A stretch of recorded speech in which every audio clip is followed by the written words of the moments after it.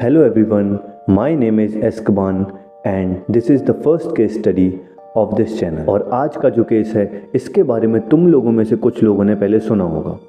ये केस 2006 से 2007 के बीच में इंडिया में निकल के आया था और इस केस का नाम था निठारी।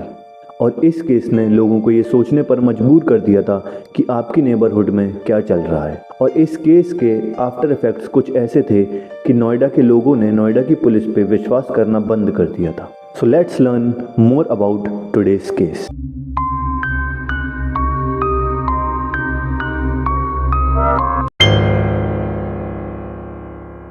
जून 2005 निठारी, नोएडा सेक्टर 31 एक गांव है जिसके एक साइड तो रहते हैं पॉश लोग जो कि मोस्टली अपर मिडिल क्लास या अपर क्लास लोग हैं, जिसमें बिजनेसमैन, डॉक्टर या इंजीनियर्स आते हैं, और दूसरी साइड थे स्लम्स जिसमें मोस्टली मैकेनिक, ऑटो ड्राइवर या गरीब लोग रहते थे। पर निठारी में 2003 से 2005 से नहीं, जब मैं रिसर्च कर रहा था इस वीडियो के बारे में तो मैंने देखा कि बहुत जगह मिसलीडिंग फैक्ट लिखा था कि 2005 से मिसिंग केसेस आना स्टार्ट हुए थे, बट इट्स नॉट ट्रू।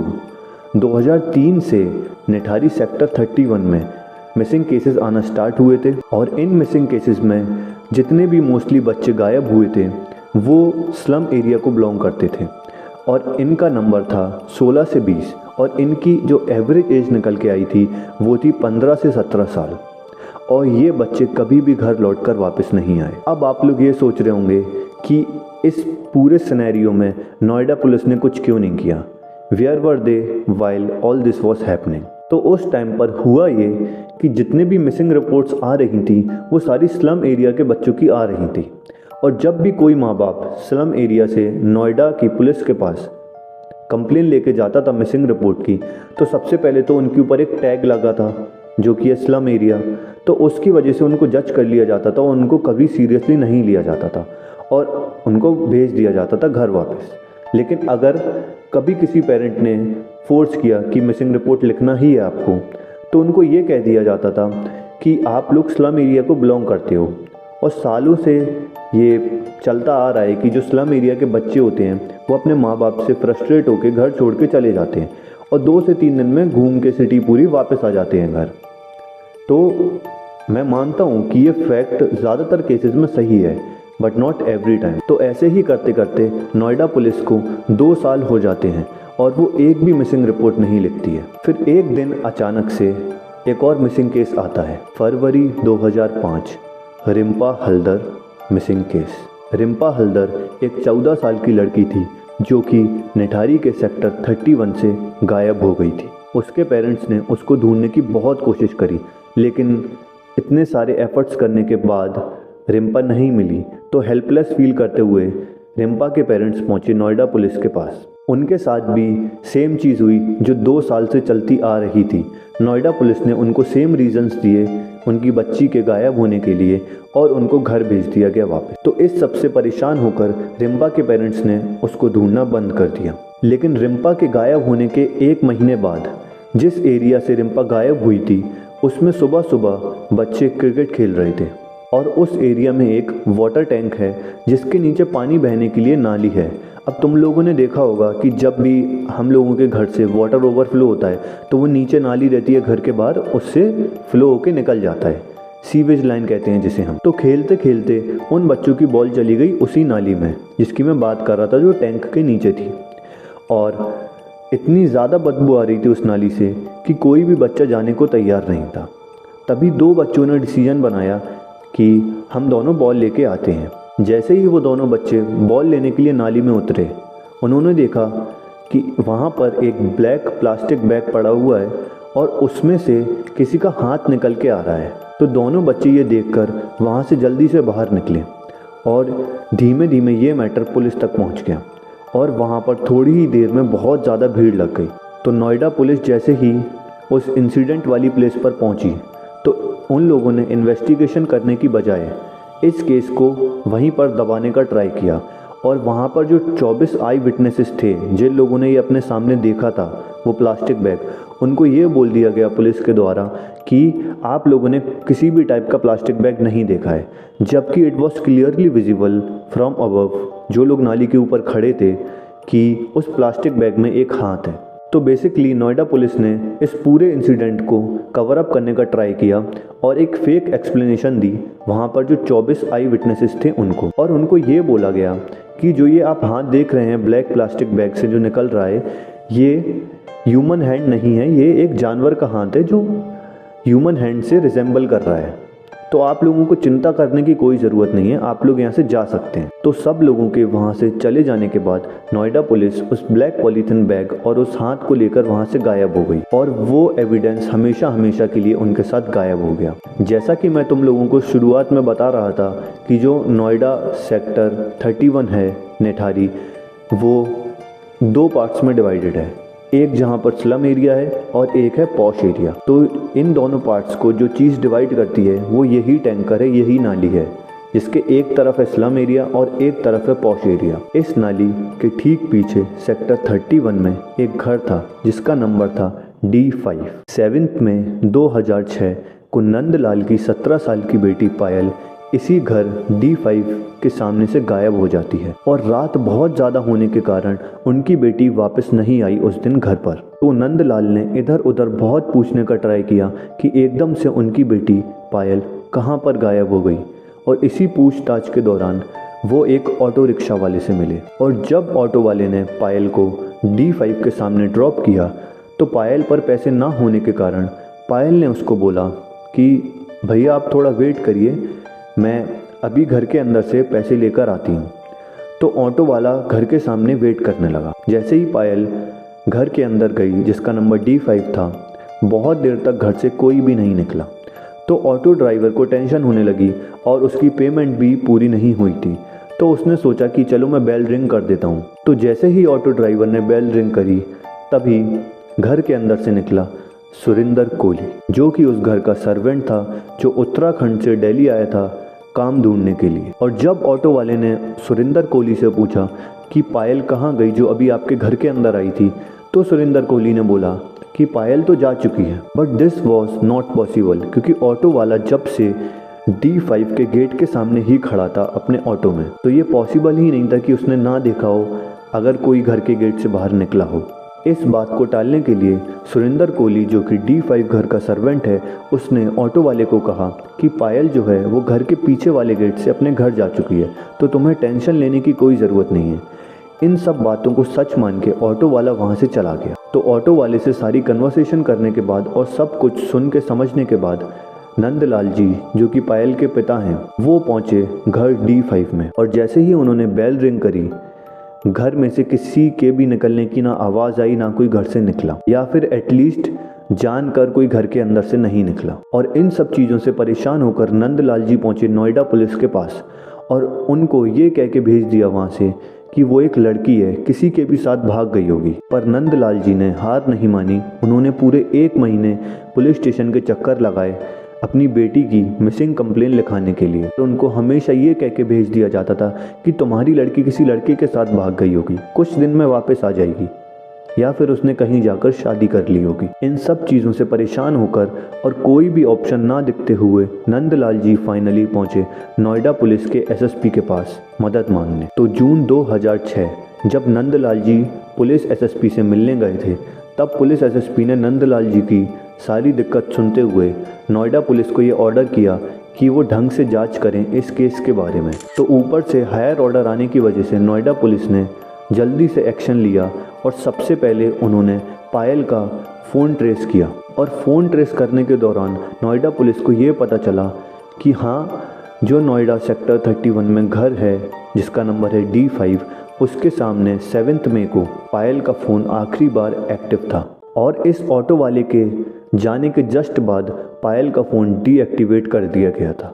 और तो और सबसे बड़ी शॉकिंग चीज़ ये थी कि पायल के फ़ोन रिकॉर्ड्स में जो लास्ट नंबर था जिस पर उसने बात करी थी, वो था D5 घर के सर्वेंट सुरिंदर कोहली का। इसी सस्पिशियस बिहेवियर की वजह से नोएडा पुलिस ने सुरिंदर कोहली को अरेस्ट कर लिया था, क्योंकि इस पॉइंट पर सुरिंदर कोहली के अलावा किसी और इंसान का नाम बाहर नहीं आ रहा था। और जिस दिन पायल गायब हुई उस दिन कोहली के अलावा कोई और नहीं था उस घर में। तो इन्हीं सब चीज़ों की वजह से नंदलाल जी को लगा कि कि सुरिंदर कोहली ने ही मेरी बेटी को कुछ किया है या फिर उसने मेरी बेटी को दूसरे शहर में बेच दिया है, क्योंकि उस टाइम पर जब पायल गायब हुई थी ह्यूमन ट्रैफिकिंग और ऑर्गन ट्रैफिकिंग बहुत ज़्यादा चल रही थी, तो वो भी एक पॉसिबिलिटी हो सकती थी। इससे पहले कि इन्वेस्टिगेशन पूरी होती, सुरिंदर कोहली को उसके मालिक जो कि D5 घर का ओनर था मुनिंदर सिंह पंधेर ने बेल दिला दी थी और वापस से ये केस स्क्वायर वन पर आ गया था। और एलिजिडली इस घर में बस 2 लोग ही रहते थे जो कि परमानेंट थे, जिसमें से एक था सुरिंदर कोहली जो कि इस घर का सर्वेंट था और एक थी गार्डनर जिसका नाम था माया। और मुनिंदर सिंह पंधेर जो कि ओनर था इस घर का, वो कभी कभी नोएडा आया करता था अय्याशी करने के लिए, क्योंकि मुनिंदर सिंह पंधेर की फैमिली उसके साथ नोएडा में नहीं रहती थी। तो इसी बात का फ़ायदा उठा के वो नोएडा आया करता था अपने D5 घर में और वहाँ पर रात को लड़कियों को या फिर कॉल गर्ल्स को बुलाया करता था और पूरी रात बिताने के बाद उनके साथ सुबह उनको वापस भेज दिया करता। और इस चीज़ में सुरिंदर कोहली जो कि उस घर का सर्वेंट था, वो मुनिंदर की बहुत मदद करता था छोटी बच्चियों और औरतों को लाने के लिए घर में। और शायद इसीलिए उन लोगों ने पायल को जो कि नंदलाल जी की बेटी थी उसको भी घर बुलाया और नंदलाल को ये कहकर डिफेम करा गया कि तेरी बेटी क्या करती है, तू ये तो बता हम सब। और उसको ये बोला गया कि तू ही बता कि तेरी बेटी क्या करती है, तूने ही उसको इन गंदे कामों में डाला है, विच बेसिकली मींट कि पायल एक सेक्स वर्कर थी। पर नंदलाल जी ने इसका जवाब देते हुए ये कहा कि वो हम लोग की मजबूरी थी, हम लोग गरीब लोग हैं इसलिए मेरी बेटी वो काम करती थी। पर इन सब चीज़ों की वजह से, एलिगेशंस की वजह से मेरी बेटी को ढूंढने में कोई भी कसर नहीं होनी चाहिए। पर कोहली के छूटने के बाद नंदलाल जी की पुलिस ने एक बात भी नहीं सुनी। और ये भी कहा जाता है कि जिस पुलिस स्टेशन में नंदलाल जी अपनी बच्ची की मिसिंग रिपोर्ट लिखवाने गए थे, उस स्टेशन में मुनिंदर सिंह पंधेर के बहुत अच्छे रिलेशन थे, इसीलिए उसके एक बार कहने पर पुलिस वालों ने सुरिंदर कोहली को बेल दे दी थी। इससे हताश होने के बाद नंदलाल जी ने अक्टूबर 2006 को कोर्ट जाने का डिसीजन लिया। अब कोर्ट की तो पुलिस को सुननी ही पड़ी और उन्होंने वापस से इन्वेस्टिगेशन और पूछताछ करना स्टार्ट करी। तब उनको पता चला कि नंदलाल जी पिछले 6 महीने से अपनी बेटी की मिसिंग केस पे खुद इन्वेस्टिगेशन कर रहे थे। तो नंदलाल जी की इन्वेस्टिगेशन से ये पता चला पुलिस वालों को कि जितने भी नोएडा में मिसिंग केसेस आए थे पिछले 2 साल में, जिनमें छोटे बच्चे और औरतें गायब हुई थी, वो ज़्यादातर नोएडा के हाउस नंबर D5 के सामने आखिरी बार देखे गए थे। अब पुलिस ने सीरियसली इन्वेस्टिगेशन करना स्टार्ट करी और वो वापस से पहुंचे उसी नाली पे जिस टैंक के बारे में मैंने आपको बताया था स्टार्ट में, और वहां से इन्वेस्टिगेशन वापस से स्टार्ट। जैसे ही पुलिस उस टैंक के पास पहुंची तो इस बार उनको और ज़्यादा प्लास्टिक बैग्स मिले और जैसे ही नोएडा पुलिस ने उन प्लास्टिक बैग्स को ओपन किया तो उनमें सारे बैग हड्डियों से भरे थे, जिसमें 7 सेट्स ऑफ स्कल्स थे और उनमें से 11 जो बॉडीज़ थी, जो स्कल्स थे, वो लड़कियों के थे। और ये सारे बैग्स फिर से D5 घर के पीछे जो टैंक है उसके नीचे मिले थे। तो it was clear as day कि मुनिंदर सिंह पंधेर जो कि ओनर हैं D5 घर के, उन्होंने ही कुछ किया है।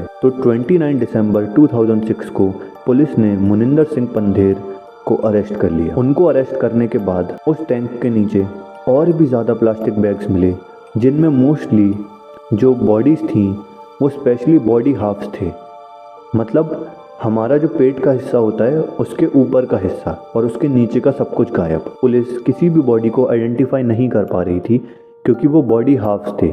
तो पुलिस बस DNA बेसिस पर आइडेंटिफिकेशन कर रही थी उन बॉडीज़ की। और ये सब इसलिए भी हुआ क्योंकि पिछले 3 सालों से पुलिस ने कोई भी मिसिंग रिपोर्ट नहीं लिखी थी, तो उनको कैसे पता चलेगा कि कौन सी बॉडी किस इंसान की है। अब जैसे ही ये प्लास्टिक बैग्स और बॉडी पार्ट्स मिलने की खबर बाहर हुई तो ये सारी चीज़ें न्यूज़ पर शो करी गई और एकदम से पूरी इंडिया में ये न्यूज़ फैल गई और देश के हर एक नागरिक को जवाब चाहिए था कि आखिर नोएडा के सेक्टर 31 के घर जिसका नंबर D5 था उसमें ऐसा क्या हुआ या फिर क्या होता आ रहा था पिछले कुछ सालों से।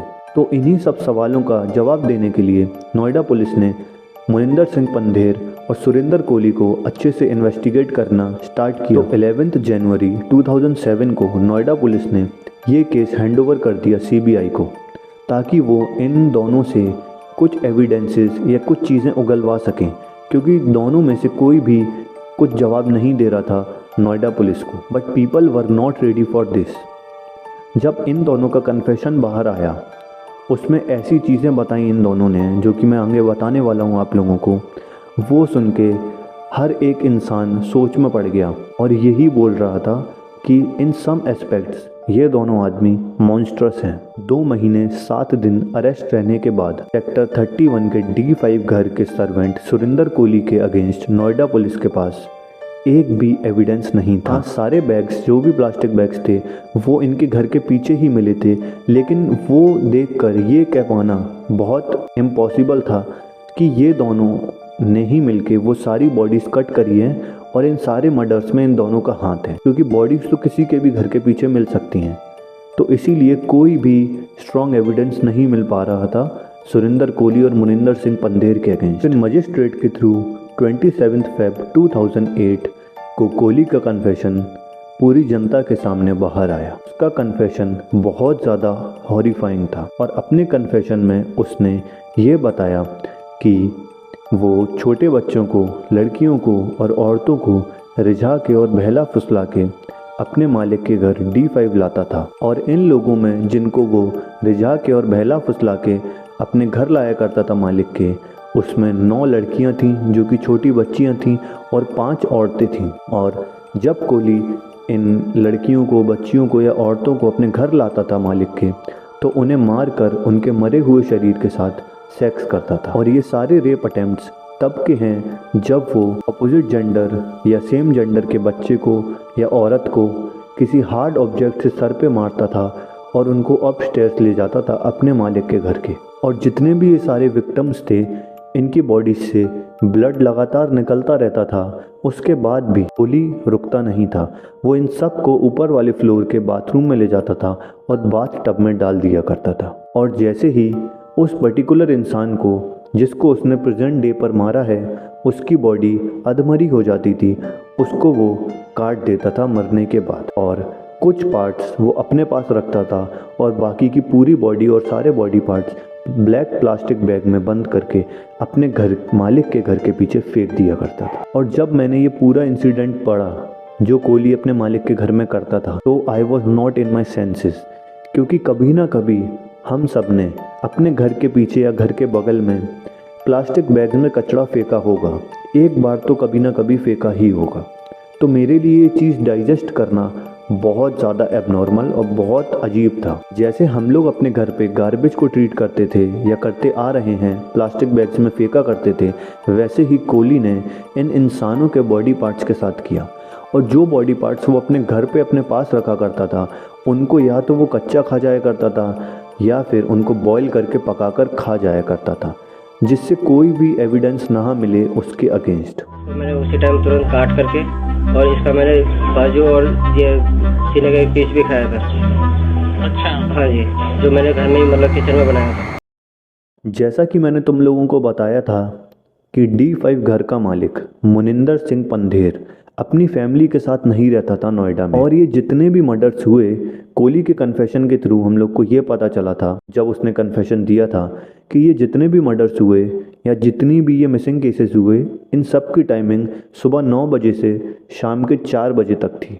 और मुनिंदर सिंह पंधेर के साथ बस उसकी गार्डनर माया और उसका सर्वेंट सुरेंद्र कोहली रहता था। और कोहली के हिसाब से उसने अपने कन्फेशन में ये बताया कि वो अपने मालिक को इन सारी लड़कियों के साथ जो भी उसके घर पर आती थी फिजिकल होते हुए देखता था। इतनी बार ये सब चीज़ें देखने के बाद कभी ना कभी कोहली का भी मन किया, उसकी भी इच्छा जागी कि उसे भी ये सब चीज़ें करनी है। लेकिन वो इस चीज़ को बहुत एक्सट्रीम ले गया, जिसमें उसने लड़कियों को बहला फुसला के, छोटे बच्चों को, छोटी बच्चियों को, औरतों को बहला फुसला के अपने मालिक के घर लाया और वहाँ पर मार के उनके ऊपर रेप अटेम्प्ट किया। लेकिन इन सब चीज़ों पे या कोहली के कन्फेशन पे बिलीव करना बहुत डिफ़िकल्ट है, क्योंकि अगर आप शांत दिमाग से सोचो बैठ के कि उस घर में टोटल 3 लोग रहते थे। एक कोहली जिसने ये सारे अटेम्प्ट्स किए, और दूसरा घर का ओनर मुनिंदर सिंह पंधेर और तीसरा घर की गार्डनर माया। तो ऐसा कैसे हो सकता है कि उस घर में अलग अलग दिन 20 लड़कियों का कत्ल हुआ डिफरेंट टाइमिंग्स पे, और इन दोनों में से किसी ने भी इस केस के बाहर आने से पहले इन सब चीज़ों के बारे में नहीं सुना था। घर के ओनर और गार्डनर माया के बारे में बात कर रहा हूँ मैं। और चलो मान लिया कि इन लोगों ने नहीं सुना था, तब भी अगर आप किसी को टॉर्चर कर रहे हो या हार्ड ऑब्जेक्ट से मार रहे हो सर पे, तो उस इंसान की चीख तो निकलती है। तो ऐसा कैसे हो सकता है कि घर में 2 लोग और रह रहे हैं, उन लोगों ने चीख नहीं सुनी, और घर के बाहर भी रोड पर जो लोग निकल रहे हैं उन लोगों ने भी किसी भी इंसान की आवाज़ नहीं सुनी घर से बाहर आते हुए। तो ये थोड़ा हार्ड था बिलीव करना जो कोहली ने कन्फेशन दिया। डॉक्टर विनोद कुमार जो कि चीफ मेडिकल सुपरिटेंडेंट थे, उन्होंने जब सारी बॉडीज एग्जामिन करी तो उन्होंने ये बोला सामने मीडिया के सामने और पुलिस के सामने, सीबीआई के सामने, कि जितनी प्रिसीजन से ये सारी बॉडीज कट करी गई हैं, इसके पीछे सिर्फ किलिंग का तो मैटर नहीं था, इसके पीछे मोस्टली ऑर्गन ट्रेडिंग का मैटर था, क्योंकि इतने प्रिसीजन से हर ऑर्गन के पहले कट किया गया था। लेकिन फिर इसके बाद कोहली का कन्फेशन तो इससे एकदम अलग था। उसने तो जो चीज़ें बताई वो ये थी कि उसने अपनी वाइल्ड फैंटेसी और इल्यूजन के कारण ये सारे रेप अटेम्प्ट्स और सारे मर्डर्स किए। तो बहुत ज़्यादा कॉन्फ्लिक्ट हो गया था दोनों चीज़ों में। एट दिस पॉइंट ये केस बहुत ज़्यादा मैसी हो गया था, क्योंकि आधे लोग ये मान रहे थे, जो नॉर्मल जनता थी, कि डॉक्टर विनोद कुमार ने एकदम सही चीज़ जस्टिफाई करी है और इस केस में 2 लोग नहीं, एक पूरी टीम या बहुत सारे लोग इन्वॉल्व हैं। तो पुलिस ने इन्वेस्टिगेशन और ज़्यादा सख्त कर दी थी इस केस को लेकर। इधर एक छोटी सी सर्च इतने बड़े केस में कन्वर्ट हो चुकी थी, लेकिन दूसरी तरफ हम लोगों को कोहली का और मुनिंदर का कोई मोटिव ही क्लियर नहीं हो रहा था, ना ही उनका कोई सेट पैटर्न था लोगों को अगवा करने का। और कोहली के कन्फेशन के हिसाब से ये सारे मर्डर्स और सारे मिसिंग केसेस दोपहर में ही परफॉर्म हुए थे, और कोहली ने अपने कन्फेशन में ये खुद कहा था कि उसने सारे खून दोपहर में ही किए हैं। तो ऐसा कैसे हो सकता है कि किसी ने भी, जो लोकेलिटी में लोग रहते हैं, कोई भी वॉइस नहीं सुनी या किसी को किडनैप करते हुए नहीं देखा, घर में लाते हुए नहीं देखा। और चलो यहाँ तक तो हम लोग मान लेते हैं, लेकिन जब भी कोई इंसान ड्रेनेज में या अपने घर के पीछे कुछ भी प्लास्टिक बैग में फेंकता है, आप मान लो अगर वो छोटा सा खाने का आइटम ही हो तो भी उसकी स्मेल आने लगती है। और ये तो बॉडीज़ हैं, ये एक दिन में सड़ जाती हैं, मोस्टली 24 आवर्स में सड़ जाती हैं, और इनकी स्मेल इतनी ज़्यादा होती है, तो कैसे किसी ने कंप्लेन नहीं करी कि स्मेल आ रही है ड्रेनेज पाइप से। तो ये सब बिलीव करना बहुत हार्ड था। तो इतना सब होने के बाद एंड में पुलिस ने इस केस को ऑर्गन ट्रेडिंग की तरफ शिफ्ट करने का सोचा, क्योंकि बहुत सी बॉडीज़ में टॉर्सो भी मिला था। और फिर पुलिस वालों ने इसको ऑर्गन ट्रेडिंग के एंगल से इन्वेस्टिगेट करना स्टार्ट किया, और वो सारे हॉस्पिटल्स गए और वहाँ पर जितने भी लोगों ने ऑर्गन डोनेट किया है और एक्सेप्ट किया है उनकी डिटेल्स मांगी। लेकिन जैसा कि पुलिस ने पिछले 3 सालों से कोई भी मिसिंग रिपोर्ट नहीं लिखी थी, तो पिछले 3 साल की हिस्ट्री और रिकॉर्ड निकालना बहुत टफ था। तो यहाँ पर भी वो स्क्वायर वन पे आ गए और यहाँ से उनको कुछ नहीं मिला। But then in February 2009 CBI ने सुरिंदर कोहली को डेथ सेंटेंस सुना दी रिम्पा हल्दर के मर्डर और रेप अटेम्प्ट केस में।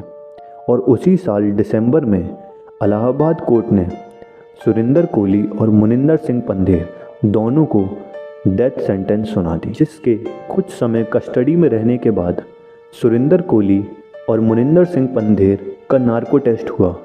और नार्को टेस्ट में जेलर के अनुसार जो नार्को टेस्ट ले रहा था उसने ये बताया कि नार्को टेस्ट के दौरान दोनों ही जो एक्यूज्ड थे दोनों बहुत कोऑपरेटिव थे और बहुत काम थे। और नार्को टेस्ट के रिजल्ट्स जो आए उसमें ये पता चला कि सारे कत्ल सुरिंदर कोहली ने ही करे थे।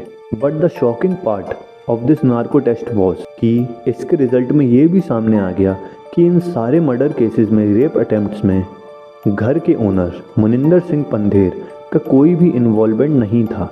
इनफैक्ट उसे इन सब चीज़ों के बारे में पता भी नहीं था। सुरिंदर कोहली ने शुरुआत में ही ये कन्फेस किया था और नार्को टेस्ट में भी ये सामने आया कि उसी ने सारे के सारे खून करे थे, या तो गला दबाकर या चाकू से या किसी बर्तन से सर पे वार कर कर। कोहली भी अपने मालिक की तरह लड़कियों के साथ एंजॉय करना चाहता था, उसकी भी वो इच्छा थी, क्योंकि जब वो अपने मालिक को देखता था तो उसको भी अंदर से फीलिंग आती थी, इच्छा होती थी कि मुझे भी ये करना है। तो इसीलिए कोहली ने लड़कियों को लाना स्टार्ट किया घर पर। लेकिन उन्हीं में से किसी एक लड़की ने कोहली को नामर्द बोल दिया। उसी दिन कोहली ने अपना पहला मर्डर को अंजाम दिया था और जब कोहली ने अपना पहला मर्डर किया तो वो करके उसे अंदर से बहुत अच्छा फील हुआ, उसे एक किक टाइप की आई और उस दिन से उसने इन सारी चीज़ों को स्टार्ट किया।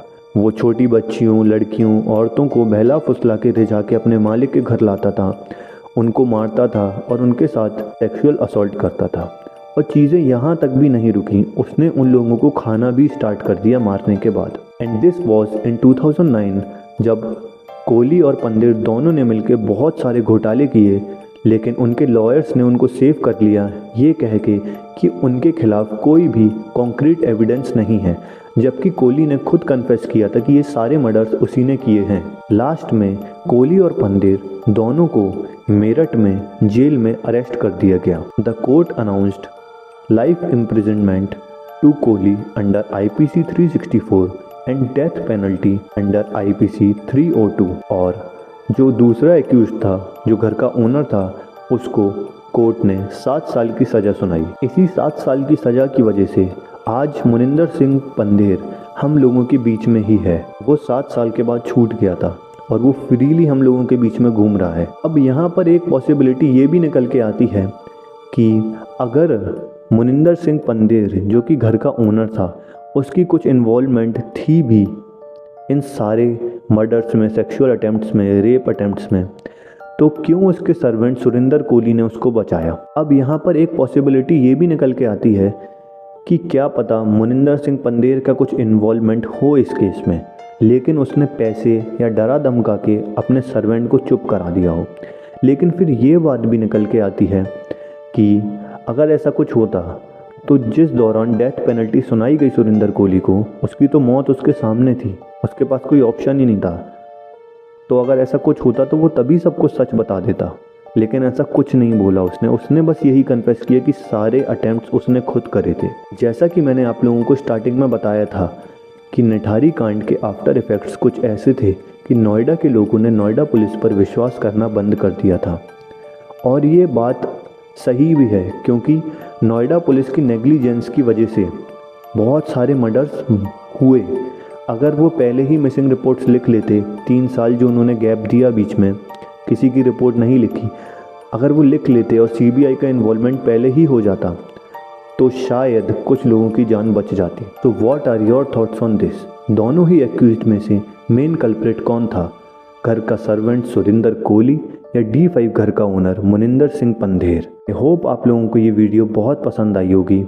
मैं आगे से जो भी वीडियोज़ इस चैनल पर डालूँगा, ट्राई करूँगा कि वो और इन्फॉर्मेटिव और सिंप्लीफाइड वे में आप तक पहुँचे सारी केस स्टडीज़। प्लीज़ मेरी मेहनत को सपोर्ट करना और इस वीडियो को लाइक और शेयर करना। And don't forget to subscribe this channel to become prisoners of Azkaban.